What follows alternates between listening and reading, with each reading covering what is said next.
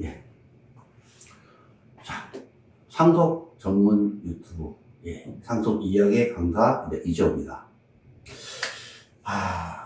오늘은 이제 그 며느리에 대한 증여에 대해서 말씀을 드리려고 합니다. 이게 상속재산 분할이든 유류분 반환 청구 소송이든 며느리에 대한 증여는 굉장히 어려운 그 쟁점 중에 하나입니다. 왜 그러냐면, 유류분은 사전 증여나 유증을 반환 대상으로 삼습니다. 그런데 1114조 후문에 의하면 제3자에 대한 증여는 원칙적으로 피상속인이 사망하기 1년 이전에 증여만 반영하도록 되어 있습니다. 따라서 며느리가 제3자로 판단이 되면 1년 원칙적으로 이내에서만 반환을 받을 수 있습니다. 그런데 만약에 며느리에 대한 증여를 아들에 대한 증여로 보면 기간에 제한이 없습니다. 당연히 따라서 유류분 소송을 하는 유류분 권자 입장에서는 며느리가 받은 재산을 전부 아들이 받은 걸로 인정을 받는 게 유리합니다. 만약에 며느리를 이렇게 아들과 분리시켜가지고 제3자가 증여받은 걸로 보게 되면 1년 이전에 증여받은 거에 대해서는 원칙적으로 안 되고 반환을 요구할 수 없고, 그 다음에 1년 이내 거를 반환 대상으로 받으려면 유류분권자를 해야 할 것을 알고 한 증여라는 것을 증명해야 됩니다. 이런 문제가 있습니다. 또 아들에 대한 증여를 본다면 며느리를 피고로 잡지 않아도 되지만, 이 경우라면 아들과 며느리 둘 다 피고로 잡아야 됩니다. 이런 아주 피고를 누구로 잡느냐로부터 시작해서 내가 반환받을 범위, 금액 자체가 달라집니다. 이게 일로 가느냐, 일로 가느냐에 따라서. 자, 그럼 상속재산 분할은 어떡하냐? 상속재산 분할이요. 상속재산 분할 심판 청구 소송에서 아들이 만약에 며느리한테만 증여를 했다고 보겠습니다. 아들은 전혀 안 받았습니다. 그러면 아들의 특별의식은 없기 때문에 다른 상속인들과 똑같은 법정 상속분, 구체적 상속분을 갖게 됩니다. 그래서 다른 상속인들과 똑같이 나눠갔습니다. 그런데 며느리가 받은 증여 재산을 아들이 받은 것으로 본다면 며느리가 받은 만큼을 아들의 상속분에서 공제하게 됩니다. 상속재산 분할은 제로 성격입니다. 모든 상속인의 지분을 다 합산하면 1이 됩니다. 따라서 아들의 상속분이 이만큼 아들의 상속분이 생기면 다른 상속인의 상속분은 이렇게 됩니다. 그러나 며느리가 받은 게, 만약에 며느리가 증여받았다, 이만큼 이게 며느리입니다. 자, 이렇게 했는데 아들 하나도 안 받았는데 며느리가 이만큼을 사전 증여받은 것을 아들이 받은 것으로 본다면 아들은 이만큼만 받아가야 됩니다. 그래서 며느리에 대한 증여는 항상 상속재산 분할이든 유류분 반환 청구 소송이든 쟁점이 됩니다. 당연히 유류분 반환 의무자인 경우는 구분을 하려고 합니다. 일로 가려고 합니다. 일로. 며느리가 잘했기 때문에 피상속인이 증여하면 나하고는 아무 상관없다라고 얘기합니다. 유류분을 청구하는 쪽에서는 아니다, 아들한테 주는 건데 상속세라든가 증여세가 누진이거든요. 증여세라든가 이런 문제를 생각해서 이거를 며느리와 아들을 반씩 쪼갰을 뿐이지 사실상 아들한테 준 거나 다름이 없다라고 얘기합니다. 상속재산 분할에서 마찬가지입니다. 아들 입장에서는 이거를 며느리, 자기의 배우자를 떼려고 합니다. 이게 자기가 받은 게 아니다, 나의 특별식이 아니다라고 합니다. 그러나 다른 상속인 입장에서는 딸들 특히 이런 경우는 이제 뭐 딸들이 이제 보통 이제 아들한테 거의 많이 주니까 딸들 입장에서는 아들이 받은 것과 진배가 없다라고 봅니다. 자, 이게 그러면 언제 일로 가고 언제 일로 가느냐 하는 문제는 사실 정답이 없습니다. 왜 그러냐면 대법원 판례에서 뭐라고 얘기하냐면 원칙적으로 상속인의 아들이죠. 아들로 하겠습니다. 상속인을. 며느리와 손자들한테 대한 증여는 아들에 대한 증여를 보지 않는다라고 합니다. 그러나 예외적으로 며느리와 손자에 대한 증여가 사실상 아들에게 준 것과 다름이 없다면 그것을 아들의 특별 수익으로 고려할 수 있다라고 얘기합니다. 즉 뭐합니다 이게? 자, 다시 설명합니다. 며느리와 손자가 받은 건 아들이 받은 게 아니다. 그러나 아들이 받은 것과 마찬가지면 그건 아들이 받은 걸로 본다. 뭐 이 얘기입니다. 그런데 여기에 이제 그 대법원은 그렇게 얘기합니다. 자, 현실로 돌아옵니다. 현실 재판으로 사실상 아들한테 준 것과 다름이 있는지 없는지는 기준이 뭡니까 그게? 기준. 이 관련은 기준입니다. 기준이 사실 없습니다 이게. 명확하게 딱 잘라서 얘기할 수 있는 표준화된 서식, 도식, 기준, 척도 이게 없습니다. 그러다 보니 일선 법원에서는 각각의 사실관계, 그 가정, 증리의 과정이라든가 뭐 상대방 상속인들의 뭐 태도, 관계 이런 여러 가지를 다 종합해서 일로 갈지를 결정합니다. 한마디로 기준은 어디냐? 기준은 뭐냐? 재판부입니다. 극단적으로 얘기하면 재판부입니다. 기준이 그렇게 됩니다. 물론 그렇다고 뭐 재판부에서 마음대로 하는 건 아닙니다. 뭐 내가 뭐 어제 우리 마누라하고 싸웠기 때문에 기분 나빠. 그래서 그냥 남남이야. 이렇게 뭐 이거야. 또는 와이프하고 어제 되게 사이가 좋았습니다. 처갓집하고 식구들하고 뭐 여행도 갔다 오고 같이 밥도 먹고. 그래서 그래 뭐 내 와이프하고 받은 거랑 내 거랑 똑같지 뭐.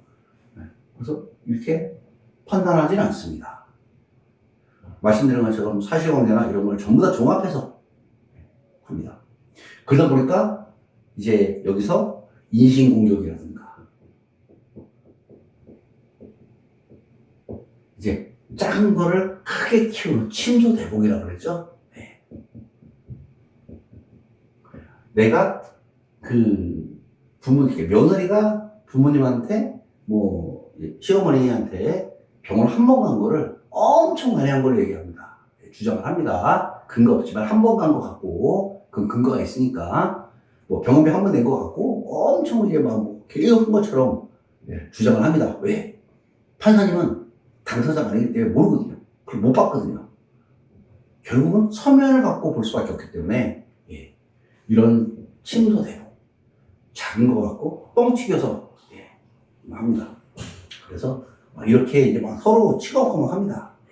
자, 그런데 그럼에도 불구하고 이건 이제 실무적인 부분이니까 이거는 뭐 이런 걸 확률이 많으냐 이런 걸 확률이 많으냐는 거는 사실 얘기하기 어렵습니다. 각각의 사건마다 틀리기 때문에 예를 들어서 저희가 부천 사건 같은 경우는 며느리가 20매덕을 받았는데 그 며느리가 받은 거를 다 아들이 받은 걸로 인정을 받아서 거기서 아들로부터 유류분을 취득을 했습니다. 저희가 반환을 받은 사례가 있는 반면에 시흥사건 같은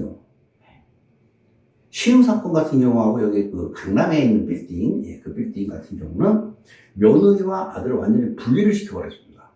그래서 시흥사건은 이 강남사건도 마찬가지입니다. 두 개 다 며느리한테는 한 푼도 저희가 반환해주지 않았습니다. 이건 저희가 며느리의 이제 그 사건을 한 사례입니다.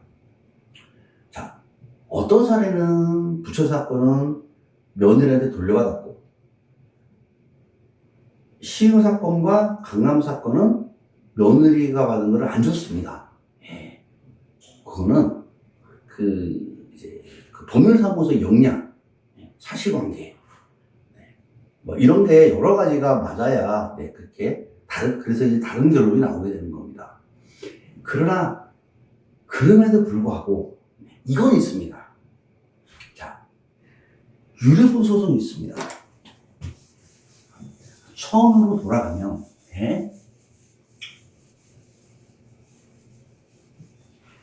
자, 유류분 소송도 유류분 반환 청구도 있고 상태 분할도 있습니다. 두 가지 사건이 있습니다. 유류 반환 청구 소송이 있고 상속재산 분할 청구 소송이 있습니다. 자, 이게 동시에 엮이는 경우가 있습니다. 왜냐하면 상속재산이 좀 남아있는 경우. 자, 재산이 이만큼 있었습니다. 그런데 이만큼을 증여를 하고 요만큼이 상속으로 남았습니다. 근데 유류분이 얼마냐면 유류분이 요만큼입니다. 요만큼. 자, 상속보다는 많습니다. 상속보다 많고. 자, 이런 경우에 우리는 두 가지를 할 수 있습니다. 유류 반환 청구 소송을 먼저 넣어서 여기서 구체적 상속분을 계산할 수 있습니다. 여기서 구체적 상속분을 계산하고 유류분 부적분을 계산합니다. 그래서 우리가 반환받을 금액을 뽑을 수 있습니다. 두 번째는 이걸 먼저 하는 경우 여기서 구체적 상속분을 뽑습니다. 그냥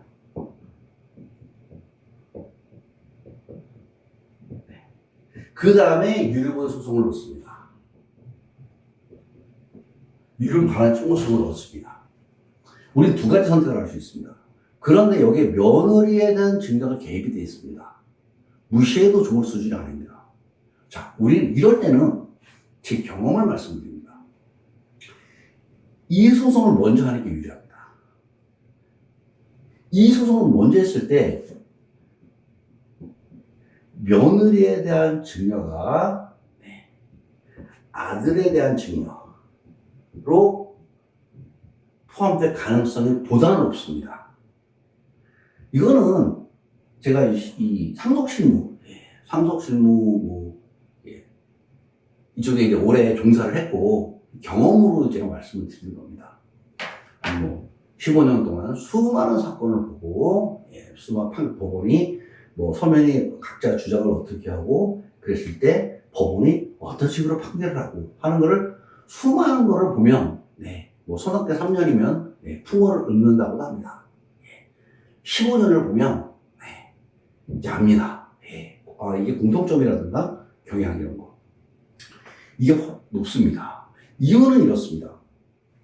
자, 상속재산 분할은 공평입니다. 이게 왜 이런 결론이 나오냐면 자, 이거는 공평입니다. 공평. 목적이 형평입니다. 글씨가 엉망이죠? 다시 쓰겠습니다. 공평과 형평입니다. 자, 여러분이 판사님이라고 생각합니다. 자, 아들이 10억을 받았습니다. 며느리가 5억을 받았습니다. 딸들은 하나도 안 받았습니다. 근데 아들의 증여 특별식으로 10억만 원 인정해서 그 비율대로 한다면 뭔가 이게 좀 형평이 안 맞는 것 같습니다. 이게 그렇죠. 이거는 있는 재산을 나누는 겁니다. 이게 상속재산 피상속으로 남아있는 상속의 비율을 구하는 겁니다. 이거 상속 비율. 이 비율의 전제는 이겁니다. 이거 구제소 상속분에 왜 특별이익을 따지고 1008조에서 1008조 2에서 특별시가 기여분을 감안하냐면 이 목적입니다. 이 목적. 이걸 달성하고자 하는 겁니다. 근데 며느리 걸 완전히 빼버리면 이게 깨져버립니다. 안 맞거든요. 그리고 이거를 인정한다 하더라도 며느리 거를 증여 인정한다 하더라도 아들은 다만 상속으로 가져오지 못할 뿐이지 피해보는 게 없습니다. 재산이 증가하지 않을 뿐입니다. 원래 내 재산이 있는데도 상속 재산을 덜 가져올 뿐이지 또는 못 가져올 뿐이지 내 재산이 침해 나가지는 않습니다. 그러다 보니까 법원에서도 그런 공평과 형평이 상속재산 분할에서는 첫 번째 기준이 되고 두 번째는 아들이 그거에 의해서 당장 아들의 재산을 침해하지 않습니다. 그러다 보니 부담감이 덜하는 겁니다, 이게. 그래서 상속재산 분할에서는 며느리가 받은 증여를 아들이 특별시로 인정하는 가능성이 보다 높습니다. 그러나 이쪽으로 가면 얘기가 틀립니다. 이거는 목적이 이미 증여된 재산의 반환을 보는 겁니다, 이거. 이거를 인정하는 순간 아들이 재산을 뺏어오는 겁니다. 문제는 며느리가 부동산을 증여받았습니다. 그런데 그걸 아들이 반환하라고 합니다. 며느리가 재산을 증여를 받았음에도 불구하고 아들 보고 반환하라고 합니다, 이게. 며느리가 집을 받았는데 그 중에 뭐 몇 프로가 이제 이런 반환 비율을 나옵니다. 그럼 아들은 자기가 증여받지 않았음에도 불구하고 며느리가 증여받은 거를 돈으로 반환해 줘야 되는 겁니다. 이런 문제가 생깁니다. 그러니까 내가 받지도 않았는데 반환해 줘야 되는 거, 첫 번째.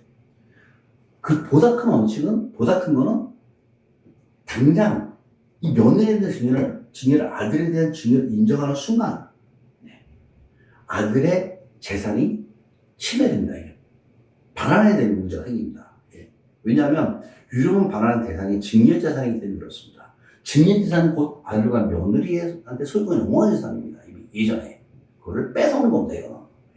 그래서, 그리고 더구나 법원에서 최근에 바라보는, 헌법재판소에 결정됐었지만, 이런 문제 갖고 과연 존립해야 될 필요성이 있느냐는 문제가 또 나옵니다. 회의적인 시각이 최근 들어서 많아지고 있습니다. 그래서 유료분에서는 사실은 좀 부담을 갖습니다, 이게. 그러다 보니 유료분 소송에서는 이 문제가 첨예하게 되는 겁니다. 그러나 상속재산 분할에서는 이게 이렇게 며느리가 받은 거를 아들이 특별식으로 인정하는 게 물론 그냥 되지는 않습니다. 그냥 되지는 않지만 이렇게 될 확률이 보다 높다, 얘보다는 높다, 가능성이 이렇게 됩니다. 그래서 만약에 상속재산이 있다. 유류분 소송을 유류분이 침해당했지만 그래도 상속재산이 남아있다는 경우는 상속분할도 해야 되고 사실은 유류분 반환 청구 소송도 해야 됩니다. 그럴 때는 며느리가 만약에 증여받은 특별시이 있다, 증여가 개입이 돼 있다면 이쪽을 먼저 하는 거를 고민을 해봐야 됩니다. 자, 오늘 말씀드린 건 이거는 실무의 경험입니다. 오랫동안 이 유류분 반환 청구 소송하고 상속재산 분할 심판 청구를 옆에서 보고 이렇게 경향을 보고 오랜 기간 저 같은 경우는 15년 동안 횟수로 16년 동안 수많은 사건을 보고 경험을 해야 그 경험을 통해서만 알 수 있는 겁니다, 이거는. 논문에 나온 것도 아니고, 논문이나 판례나 이런 데는 아무리 찾아봐도 없습니다. 왜냐하면 경험이기 때문에, 오로지. 수많은 판례를 판결 일선 법원에서 서로 다투고 쟁점 내고 하는 경험을 통해서만 확인이 가능한 겁니다. 그래서 상속 재산 있고 유료분이 있는 경우는 있는데 며느리에 대한 증여가 있다. 며느리에 대한 증여가 쟁점이 돼버렸다. 그러면 이거 먼저 하는 겁니다. 이거 먼저 하면 승산이 그만큼 떨어집니다. 사실은 이런 것까지 제가 여러분한테 말씀드려도 되나 하는 고민을 사실 했었습니다. 왜냐면 이건 노하우거든요. 어떻게 보면. 이거는 진짜 어디에서도 들을 수 없는 얘기, 어디를 찾아봐도 없는 얘기. 그러나 그것이 일정한 조건이 맞는다면 소송의 승패 또는 상당히 많은 이제 영향을 바로 미칠 수 있는 이거 하나를 알았다는 것만으로 네, 소송의 승패나 이 방향을 바꿀 수 있는 거기 때문에 사실은 고민을 많이 했지만 이왕 말씀드리는 거 그냥 다 말씀을 드리는 겁니다. 자, 그래서 이걸 보시는 분도 있고 못 보시는 분들도 있습니다. 네, 말씀드린 것처럼 며느리에 대한 증여가 쟁점이 됐는데 상속재산이 있는 경우는 어느 정도 있는 경우는 이른바란 청구서보다는 상속재산 분할 심판 청구를 먼저 하시는 게 그게 청구하는 쪽에서 이득입니다. 어차피 뭐 피고 쪽에서는 결정할 수 있는 문제가 아니니까요.